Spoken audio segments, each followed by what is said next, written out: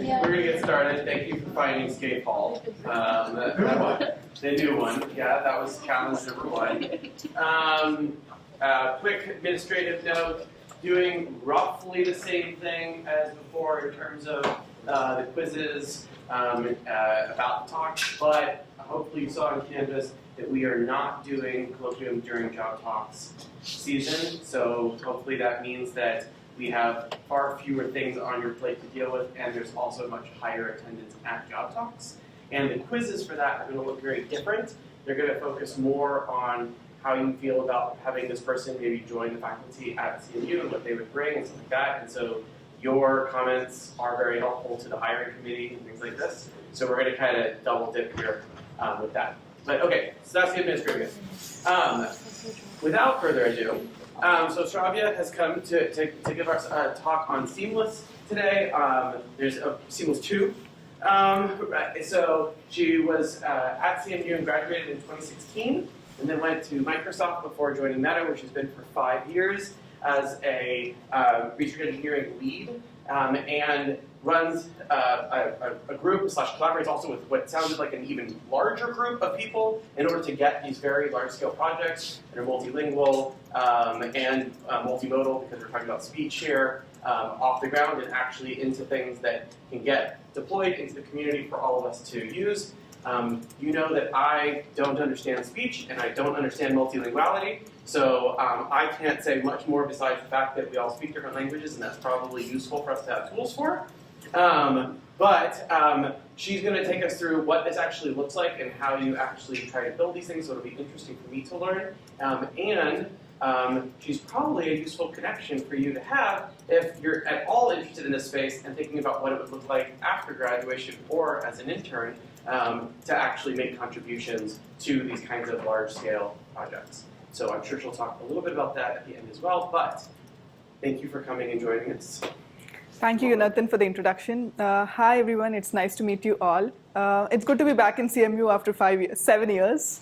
So I'm looking forward to this talk. Also, I don't have a mic, so feel free to let me know if you can't hear me. I'll try to speak as loudly as possible. So let's get started. Today, I'll be talking about seamless communication. So this is the brief agenda for today. So we'll just start with introduction to what speech translation is, then do a brief history of offline translation models. Then followed by I'll introduce what seamless communication is and why do we need seamless communication suite of models. Then I'll do a brief deep dive into seamless communication suite of models, and then we can follow up with Q&A. Feel free to also interrupt me in between if you have any questions. Happy to answer questions as we go. So what is speech translation? Speech translation is automatically translating speech from one source language into text or speech of another language. So why is speech translation important? I think speech translation is very important to break the language barriers, both in physical and digital world. It also can help you connect with people and ideas. But we have seen text-to-text translation models for a while. So why is modeling speech harder? Modeling speech is typically harder than text because of various factors like acoustic and speaker variability. Depending on the emphasis, say like that, depending on how we speak and depending on the speaker, the semantic meaning of the sentence might change, making it harder to model the speech. Similarly, there are also non-verbal cues or prosodic cues in the speech you have, which also changes the meaning of the sentence. For example, when I say, I like this versus I like this, there's a lot of emphasis in the second one, which kind of says that I really like this one versus the first sentence. So these cannot be captured. These are not present in text, and modeling these in speech is harder. Similarly, there is background noise or co-articulation of multiple speakers, etc. in speech, making the signal noisy and harder to model. So on top of all of this, I think one thing we also face is the challenge with data. So the amount of parallel speech data or translation data for speech is very limited, making this very hard for us to train very good models for translation. Now that we know modeling speech is harder, what do we need to have to build a good translation model? So the first and foremost challenge is building a fundamentally strong semantic translation model, meaning the first and foremost requirement is to build a high accurate system that can capture the source speech correctly in target speech or even text. So once we have high semantic quality, I think the next challenge comes to not only about what you say it, but how you say it. So also capturing the expressiveness in speech is important. Last but not least, real-time translation. This is very important to have a flow-free translations or conversations with multiple people. Imagine the awkward silence or confused delays when you try to have a conversation with a different person in a different language and still try to use an offline system, for example. So now these are the major challenges involved in building a good speech-to-speech translation system. Now, before we move on to seamless communication, I want to do a brief history of offline translation systems and their evolution ever since. So if you see there, the first translation system was introduced in late 1980s, which was the first cascaded system. Back then, there was no direct speech-to-speech or speech-to-text translation data. So people relied on cascaded systems to build pipeline models. So typically, a cascaded model involves an ASR model, followed by an MT model or text-to-text translation model, and then a text-to-speech model for generating the target speech. However, the first models were very error-prone because the models were not of high quality. Also, the machine translation systems back then were based on rule-based systems. They were not able to process the erroneous outputs from ASR models, making the translation quality even lower. Eventually, as the quality of each of these individual components improved, the cascaded systems got better and better, and they were very strong. Some of the other works also explored using, transferring other components like prosody from source speech into target speech. But in 2016, a first direct speech-to-text corpora was introduced. This led to the development of direct speech-to-text models. Following this, direct speech-to-speech models were also developed. Around that time, the direct speech-to-speech models were made mostly of two types. The first type, which kind of relied on using a spectrogram for modeling the target speech. And the second kind, which kind of used discrete units to represent the target speech. Discrete units were used as tokens that were similar in MT, helping us port the techniques from MT or ASR or text modeling into speech-to-speech. However, both these kinds of models had very low performance when compared to cascaded systems. And these discrete units were generated from features extracted from a self-supervised model. So these self-supervised models were generally were trained on unlabeled data. So these architectures were mostly adapted from BERT in text, where they followed the regime of training on unlabeled text, followed by fine-tuning on supervised data. So similar techniques were also adapted in speech, where you train it on unlabeled speech first to create a good representation learning model, and then fine-tune it on downstream tasks like recognition, translation, etc. And these features were also used to generate the discrete units used for modeling the speech. In 2021, a model named XLSR was released based on the wave-to-vector architecture. So this model is massively multilingual and supports around 100 languages. This model was also used to build speech-to-text models. However, till then, the quality of speech-to-speech models was still minimal, and they were not up to cascaded systems. Around the same time, two-pass decoded models were introduced. So these models relied on first generating text in target language and conditioned the speech generation on this text. This is kind of close to cascaded system in the sense that there is text in the loop. However, it's also end-to-end because the model is trained end-to-end. So these systems significantly outperformed cascaded systems, but they were still bilingual at that time. Now moving on to 2023. 2023 has been an amazing year for speech translation. In the early 2023, Whisper was released by OpenAI. Whisper is a massively multilingual and multimodal ASR model, which is also capable of doing speech-to-text translation. It supports translating speech into 100 languages, translating speech from 100 languages into English text. A while later, Google also released AudioPalm and Gemini suite of models, which also support ASR and speech-to-text translation. However, none of these models support translating into non-English directions. So far, all the models are mostly English-centric, meaning they can only translate into English and not out of English. And the other shortcoming is none of these models are capable of generating speech or multilingual speech outputs. To bridge this gap, we propose seamless communication. So seamless communication has three main models. The first model is an all-in-one foundation model, which can translate speech into text and speech into speech. And we also release another model called seamless streaming, which can do real-time translation, and seamless expressive, which is capable of doing expressive translation. So in a nutshell, I would say seamless communication is a significant step towards removing language barriers and building expressive multilingual and real-time translations. Briefly, this is how the seamless models look like. So the M40 is the foundation model, which is both massive multilingual and multimodal translation model, which is the foundation model for building real-time seamless streaming model and expressive seamless expressive model. All of these models are combined together to build a seamless model, which is the multilingual, expressive, and real-time model. In the next couple of slides, I'll briefly go over each of these models. So the first is the seamless M40. So as I was telling earlier, seamless M40 is a massive multilingual and multimodal machine translation model. It can support many languages. So it supports around 100 languages for speech input, and 96 languages for text input and output, and 35 languages per speech output plus English. So you can think about it as a Swiss Army knife, which is capable of doing multiple tasks. This model can do ASR, speech-to-speech translation, speech-to-text translation, text-to-speech translation, and text-to-text translation. Now let's see how this model works. So this is the brief architecture overview of seamless M40. It has three main components. The first component is called X2T model. So essentially, this module is responsible for generating target text.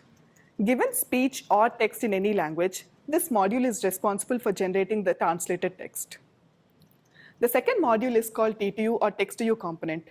This model takes the output from the text, output features from the X2T module, and generates the discrete units representing the translate targeted speech. Next up, we have vocoder, which takes the units generated by the TTU module and generates a target speech. Note that here we are using discrete units to model the target speech, as we were using in some of the other models I just described. Now, let's go over like how each of these components are trained.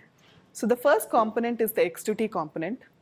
So this has multiple components like a speech encoder, a text encoder, and a text decoder.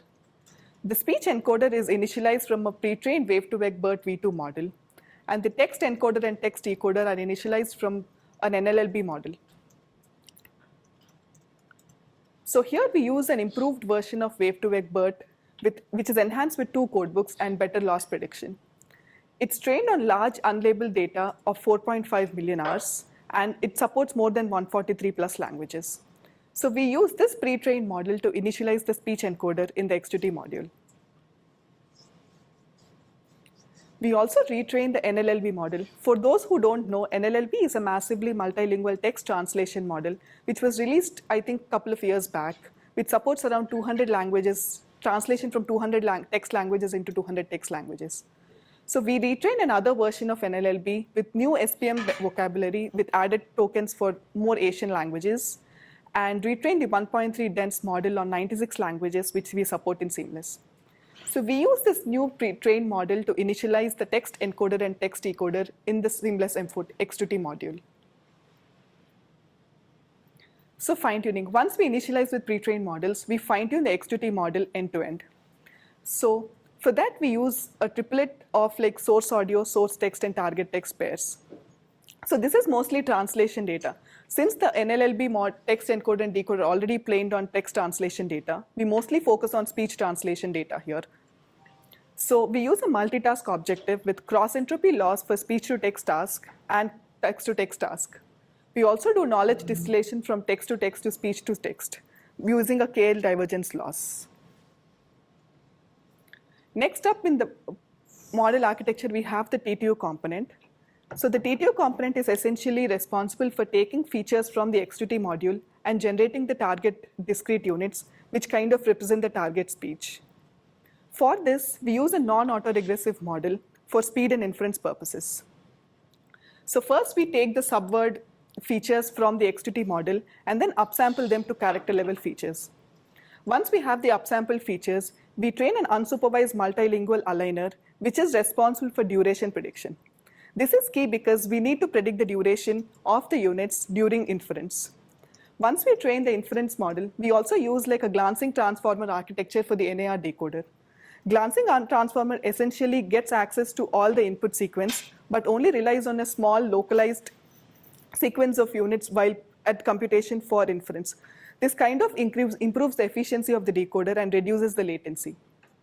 We train it using a multitask objective, which for the loss, including all of these terms. Also during training, we train two versions of the TTU models. The first one with a larger number of layers, which we refer to as teacher model, and the second one with small number of transformer layers, which we refer to as student models. So the teacher model is essentially responsible for teaching the student model on how to learn the aligner. Also, this is because we use character level inputs as input to the teacher model versus we only use subword features as input to the student model. The difference actually comes because we found that the character features are good at modeling the distribution for units. However, the X2T model relies on SPM tokens, and hence the student model has to learn how to model from subword features to the units. So we rely on the aligner learned from this teacher model during student training to improve its performance. Now, once we have the pre-trained X2T and the T2U modules, we fine-tune the model from end to end. So we refer to the X2T plus T2U components as multitask Unity 2 model. So if you remember, I was mentioning about Unity model briefly earlier. So Unity is a two-pass architecture which relies on intermediate text output to generate the translated speech. Here we freeze the X2T model to make sure the performance of the text-to-text translation task stays intact. Once we freeze it, we fine-tune the T2U module to train it on the translation task. Now, the last component in the system is the vocoder. So the main job of vocoder is to take the discrete units generated by the T2U model and convert them into waveforms. So we use a modified version of Hi-Fi GAN vocoder to generate the target waveforms. It's trained on all the 36 languages, and the unit distribution is sampled from features generated from XLSR. Before I move on, I want to pause and see if anyone has any questions. I think I'm trying to understand the implications in terms of the bottlenecks that are in this architecture.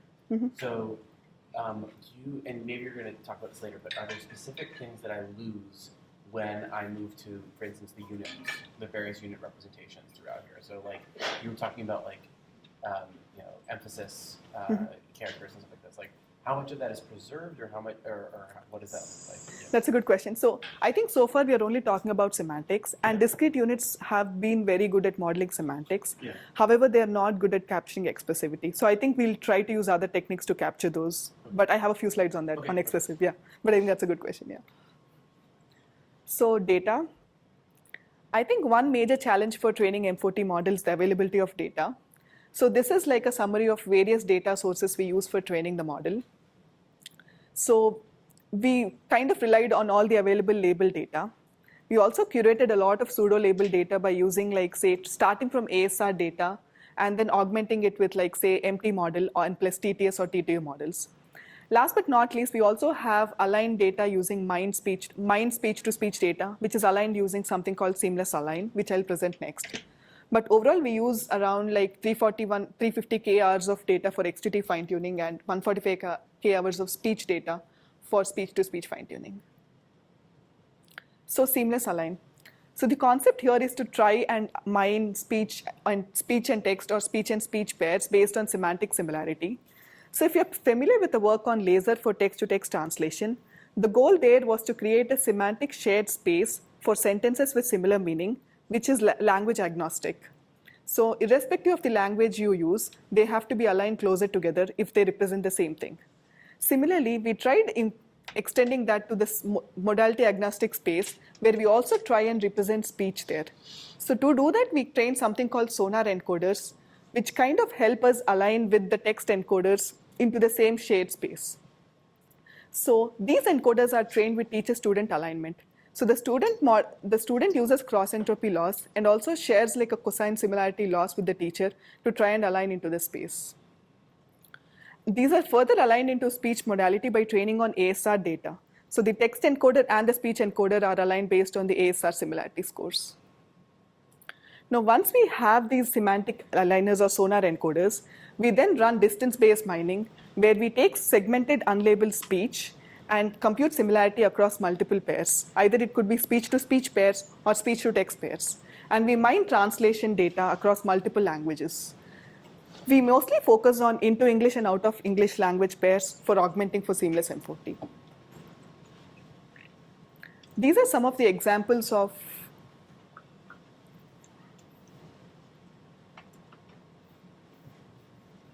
mine data. So if you understand Spanish, probably you can understand.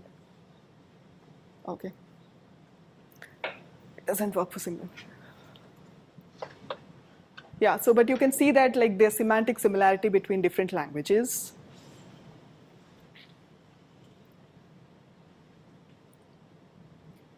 Next, evaluation. So now, once we build the seamless M40 model, we evaluate it on multiple benchmarks. So here I'll mostly focus on speech-to-speech and speech-to-text, but you can refer to our paper to see also evaluations on all the other tasks I mentioned. So for speech-to-text translation quality, our main baselines were Google's Open Audio Palm, OpenAI's Whisper, and a cascaded system built by combining Whisper ASR and NLLB model from Meta. So we benchmark it both on X to English and English to X. On X to English directions, we can see that we achieve over like 48% improvements over Whisper on speech to text and 35% from Audio Palm. And we also beat the best cascaded system with 2x parameters by 17.2%. However, on English to X directions, there are no end-to-end baselines available so far.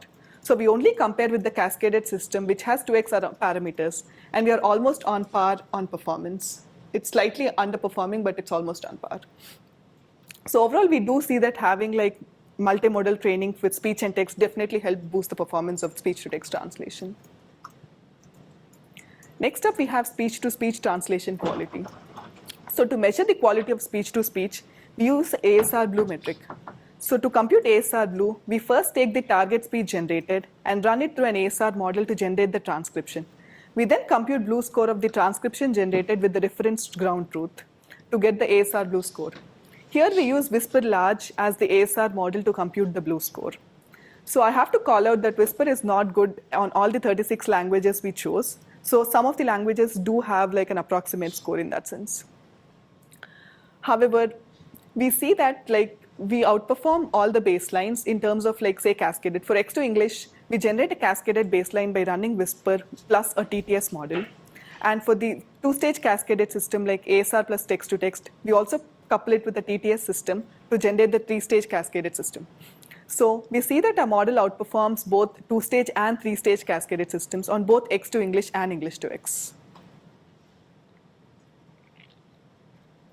We also benchmarked on robustness along with semantic quality. So the goal here is to see like how noise resistant is our model. So we artificially curated noisy data sets by decreasing the signal to noise ratios. We did it for 4 languages and benchmarked on both speech to text and ASR tasks. Overall, we do see that seamless M40 outperforms Whisper by around 42%. Also, just to avoid confusion, there is like Seamless M40 Large and Seamless M40 Large V2. So M40 Large was the model which was released in August last year, and M40 Large V2 was something that was released in November. So it's an updated version. The only difference between both of them is morely in the TTU model. The V2 model uses non-autoregressive TTU, which I just described, and the V1 model just uses autoregressive TTU model. And we also benchmarked on robustness to vocal styles. So the vocal styles could be accent, gender, age, etc. So we take the same semantic content spoken by different people, and then we measure the performance of the quality of translations. We do this on both speech to text and ASR. We do see that Seamless M40 outperforms. On the coefficient variance, we see that Seamless M40 has like less variance compared to like Whisper. So now I'll move on to seamless streaming. Oh yeah, go for it. Sorry. Can you expand on natural noise? Like what does natural noise sorry. mean? This one? Yeah. Oh, so we just introduced noise into like the audios. So just to see like because of the noise, the signal is not clear. So Yeah. are we still able to translate it well? So how robust is the model? So like, we wouldn't include here if there were other speakers in the background, like in a party scene kind of situation. No, this is more curated. Yeah. We couldn't get data sets which would do that, but Okay. this is Give us more like sense. artificially curated. Yeah. Do you have a sense for what that would do to the model? Like if I had a bunch of like quieter background speaking versus like a dominant or. I think definitely we would see a little bit drop in quality. And currently the model cannot model multi-party or multi-channel, so it only picks the dominant speaker and tries to translate that. Another. Yeah. So you mentioned that in some cases you have approximate metrics because the models that you're using to evaluate these things do not perform well. So when you're thinking of deploying something like this, how do you reconcile the kind of uncertainty induced from approximate metrics with what you want your user experience to be? Yeah, I don't have it here, but I think another metric we developed is called Blazor. So instead of relying on something like ASR Blue is not perfect because we have a model, it's a model-based metric. But Blazor is another metric we introduced, which we compute similarity scores based on just audio. So that way, the Blazor model is something which is fine-tuned from the sonar encoder I showed earlier. So that way, there's no dependency on the model in between. Especially that's the metric we relied on for languages for which Whisper is not good. And I think it's an open research area in speech-to-speech translation to develop direct metrics to measure the performance. Yeah. Right now, there are no metrics which can directly say measure the quality of, like, say, speech similarity or like something like that.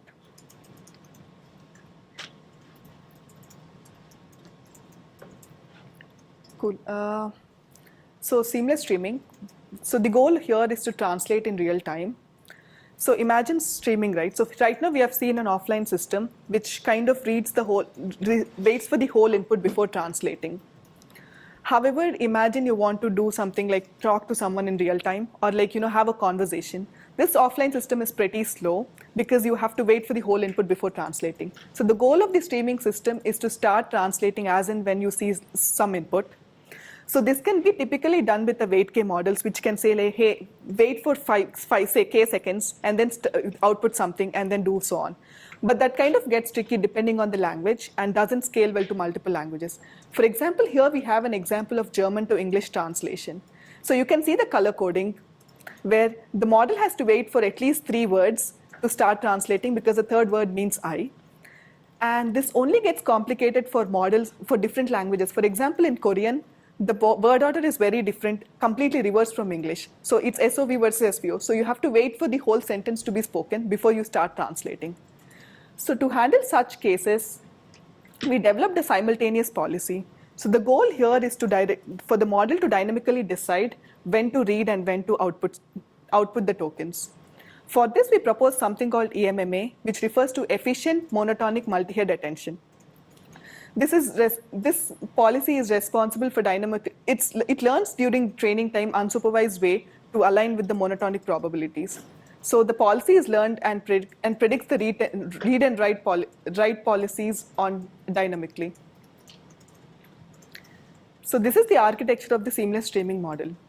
So we want to avoid training the model from scratch to save compute and also like a lot of data and resources.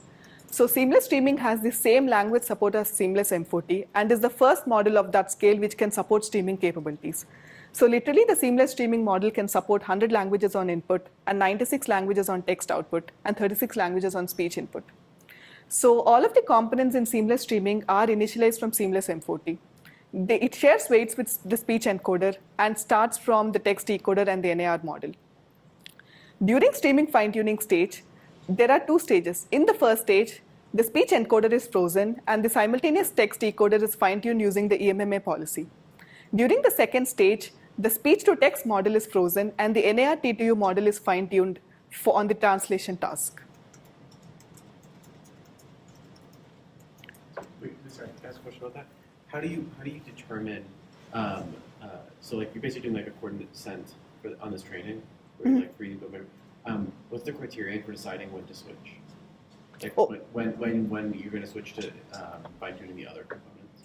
Oh, I think it's just multi-stage. Once this loss, so here once we train on EMMA, once the model converges, we freeze it, and then we train the TTU. So actually, ideally, the goal of training the NAR TTU here is we wanted it to also align on the streaming fashion because the NAR-T2 is trained in offline fashion, so it doesn't know when to pause.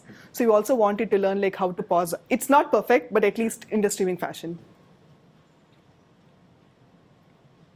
So we evaluate it on speech-to-text and speech-to-speech tasks. For speech-to-text, we use BLUE for semantic quality, average lagging, and length adaptive average lagging for latency. So you can see that like, and the decision threshold tells you like the trade-off between latency and quality. So we can see that like even with around 2 seconds lagging, the performance is like almost close to offline and the drop is not much. But then it's similar for both English to X and X to English. On the speech-to-speech side, we use something called ending offset for latency computation. So ending offset is the time offset difference between when the source speech ended versus when the last prediction ended. So we use that for both benchmarking the speech-to-speech translation. Here we can see that the X to English has low latency, around 3 seconds, but English to X has slightly complicated latency, like higher latency around 5 seconds. We're still investigating it, but our guess is like the model itself is not high quality and there is kind of some stuttering, which leads to very long speech output, thereby increasing the latency. And here is a brief ablation study based on language family. So here you can see the offline BLUE versus average lagging. And for some languages like Italic and Germanic, it's lower, and the BLUE score is also higher. But for some languages, the BLUE score is lower as you move closer towards left on the graph, indicating that the lower latency will lead to a high drop in quality compared to the other languages. So this is based on the similarity of the two languages. If the languages are similar, you can get low latency and better BLUE scores versus the other languages. So you're similar in terms of word order or similar? Word order. Just one word. Word order, yeah. Cool. Yeah.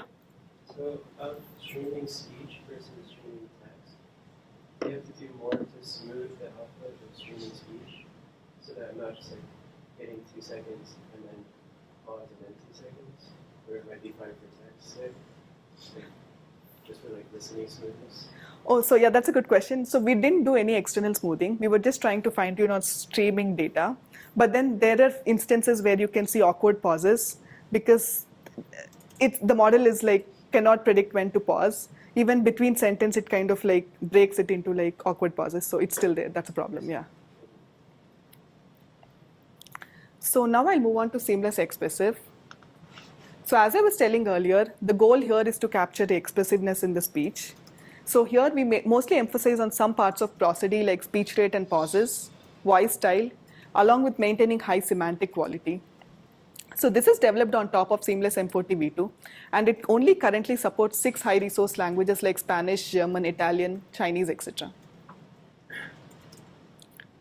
So this is the model architecture overview. This still has 2 components, and you can think about, we call it Prosody Unity 2, which is like a drop-in replacement for multitask Unity 2 from M40. And the other component is what we call Pretzel, which could be considered as a replacement for vocoder, and is responsible for converting units to speech. And the first component is responsible for taking the source speech and generating the target speech units. So the goal of Prosody Unity 2 is also to capture the expressiveness of source speech along with like the semantics.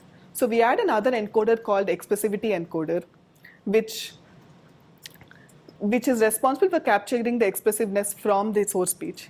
So it generates a prosody embedding which is introduced into multiple layers of the T2U model.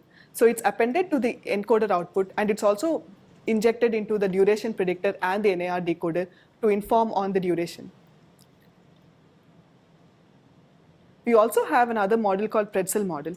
So this model is like a textless acoustic model that is responsible for converting the units generated by the previous model, plus taking the prosody embedding from the expressive encoder and preserving that into the target output speech.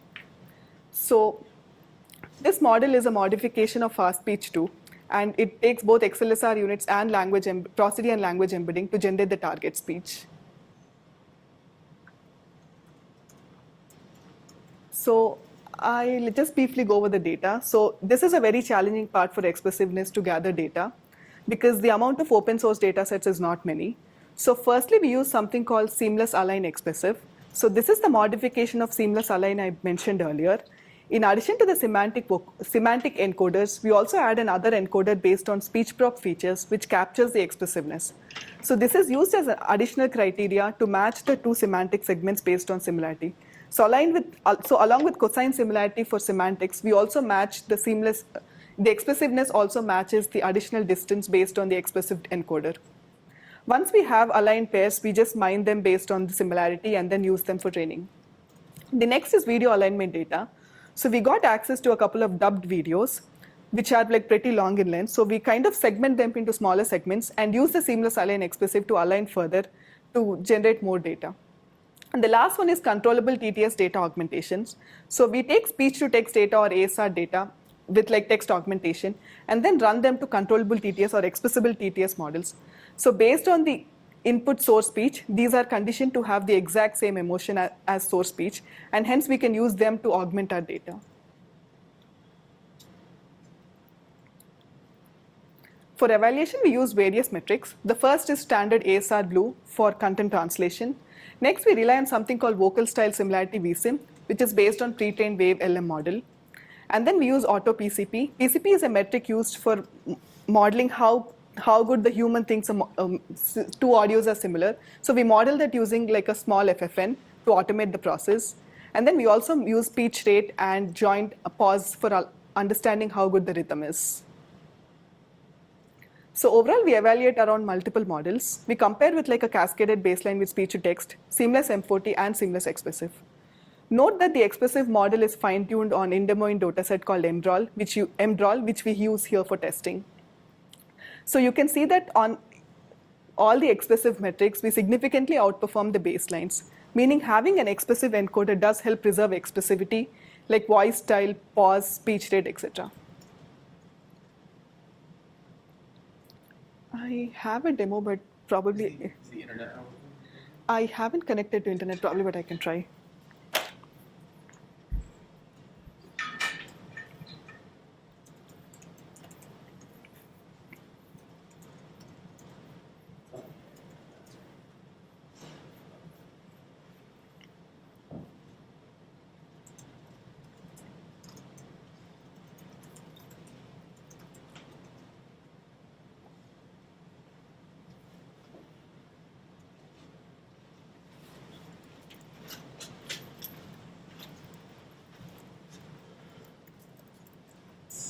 I think I need an access code, right? Yeah.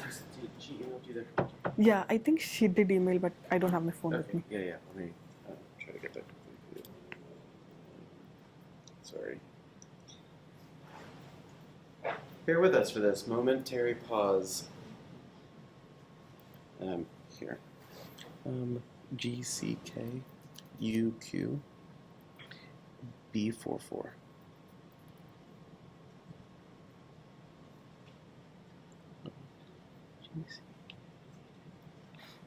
GCKUQ4. That looks correct to me.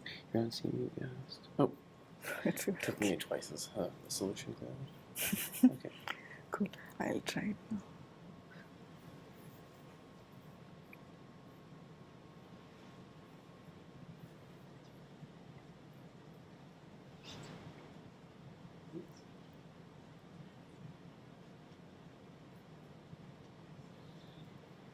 Maybe I'll have to refresh.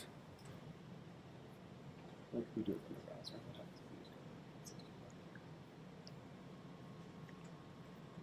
Oh.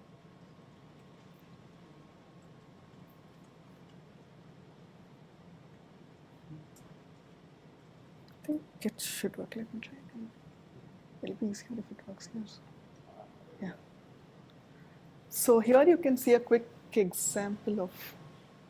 Estoy muy emocionado de poder hacer esta presentación hoy. It's an example of an expressive demo. Estoy muy emocionado de poder hacer esta presentación hoy.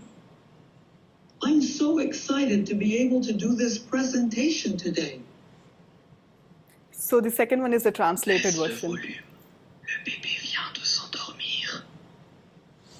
Turn down the volume. The baby just fell asleep. Dépêche-toi. On doit être là-bas dans 5 minutes. Hurry up. We have to be there in 5 minutes. I also have a link to a blog where you can actually try out the demo by yourself.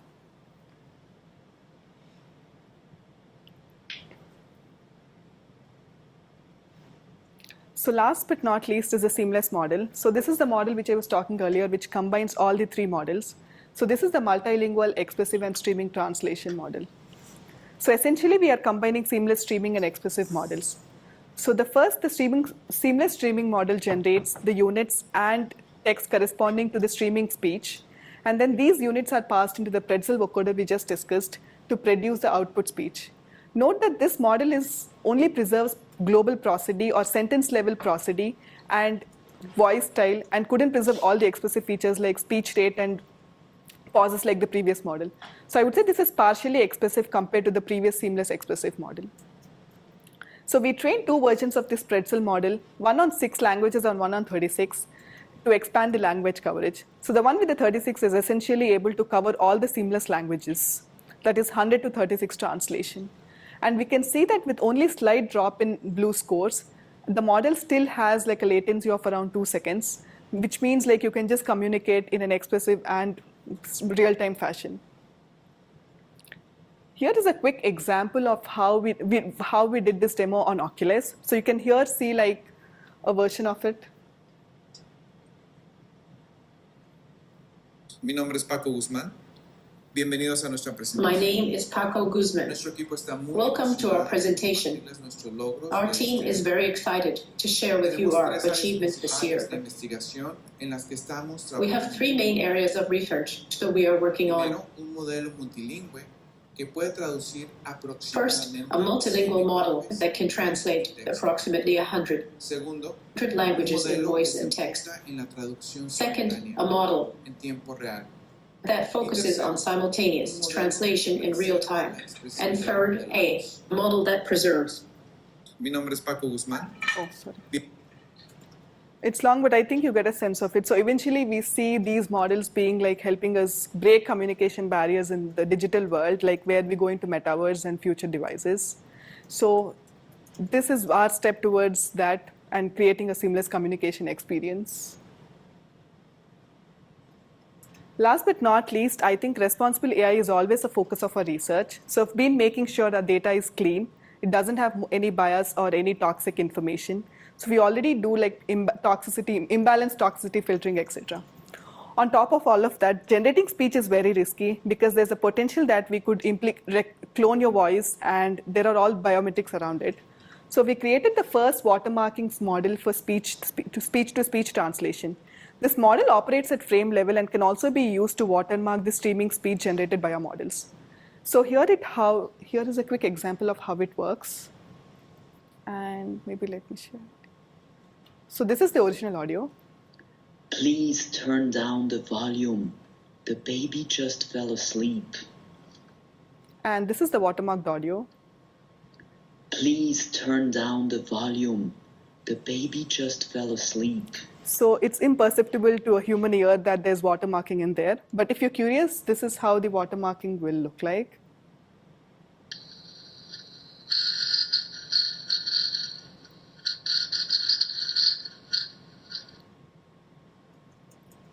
So we made sure all the models out there, especially the expressive model, is watermarked to make sure there are no implications to privacy.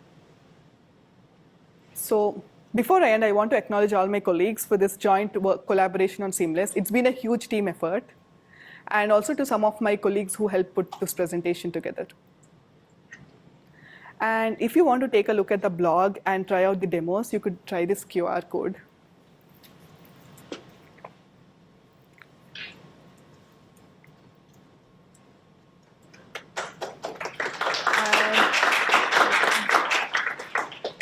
We are hiring research interns, and if you want to work on communication or improving communication, do come join us. And feel free to reach out to me if you're interested. Thank you. Thank you. Questions? Hi. So the technical stuff is all great. I have a small quibble about the one part of the title. I always try to push back when people talk about universal translation, because there's more than 6,000 languages, and half of them have never been written down at all. And so I think it raises too high expectations among naive people when we use that kind of a term. Yeah, so I think, I agree. Like we want to go there, and that's the reason I put towards a universal translation system. So I feel like covering this is first step, and then we have a lot to do, especially to cover all the oral languages which don't have written forms. So yeah. I'm wondering how robust the watermarking is. So if I took like a recording with my phone, or if I had like a flip phone, like a really low quality recording of the watermark audio, how easy would it be to recover that watermark from those kinds of distortions? I see. I think it definitely depends on the audio quality. We haven't tried with very low audio quality. So, but I think we are also trying to improve the watermarking system itself as an independent project. So we eventually want to get there where it's robust enough that irrespective of the quality, we are still able to like recover the watermark from it.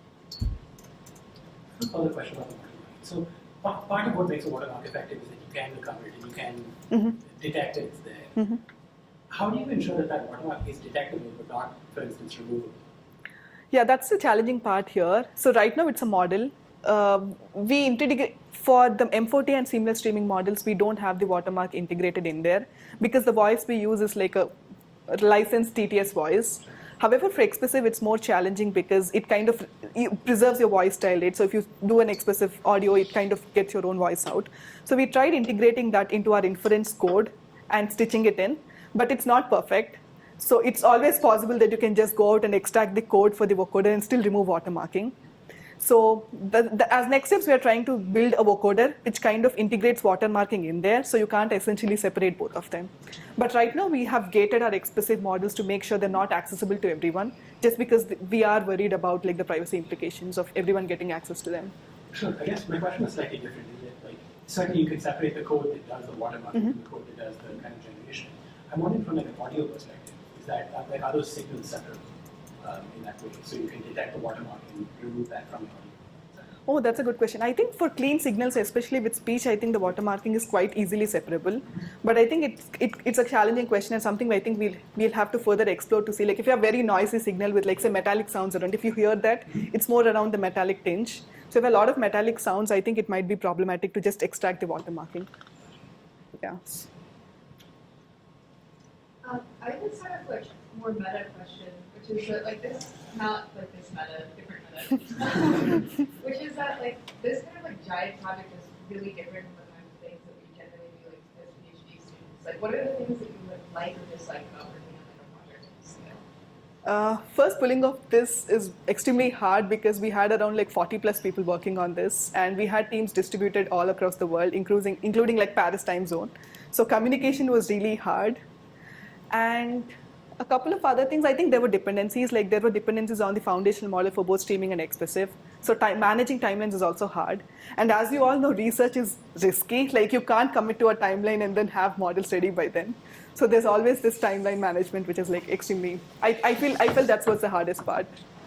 Just managing dependencies between all the work streams and projects.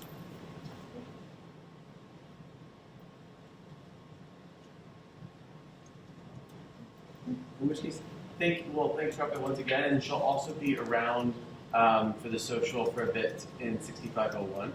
So we can all head over there, and then you can ask more nitpicky questions and things like this, or things you didn't want to ask in front of a full audience. Thank you very much. Thank you, Jonathan.